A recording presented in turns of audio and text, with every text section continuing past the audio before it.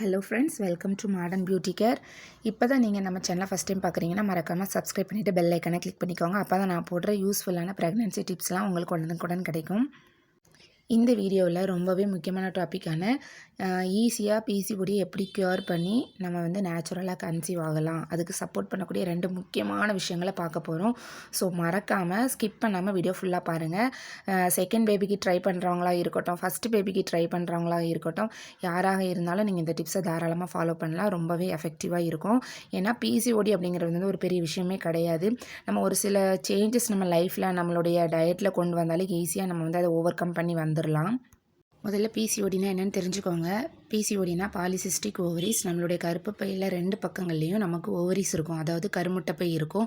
அதில் வந்து குட்டி குட்டியாக நீர் கோர்த்த மாதிரி குட்டி குட்டியாக முட்டைகள் மாதிரி இருக்கும். அதை தான் நீர்க்கட்டின்னு சொல்லுவாங்க. இந்த நீர்க்கட்டி இருக்கிறதுனால வந்து இது வந்து நார்மலாக மாதம் மாதம் நமக்கு ஒரு கருமுட்டை வளர்ந்து வெளியே வரும் இல்லையா, அந்த கருமுட்டையை இது வந்து வளர விடாமல் தடுக்கும். அதனால தான் நமக்கு வந்து கன்சீவ் ஆகிறது லேட் ஆகும்.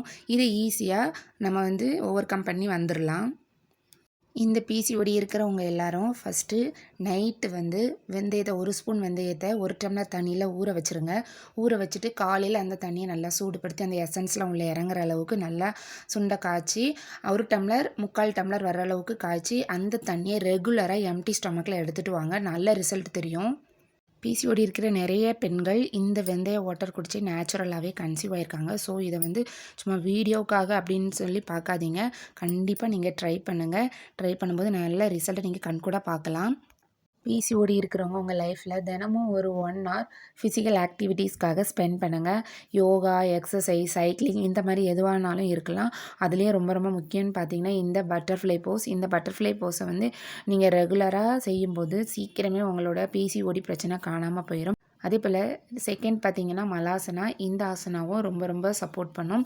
இந்த மாதிரி ஆசனங்களுமே செய்யும்போது கர்ப்பப்பைக்கு வந்து ரத்த ஓட்டம் அதிகரித்து நமக்கு கர்ப்பப்பை சம்மந்தப்பட்ட நோய்கள் எல்லாமே சரியாக போயிடும்.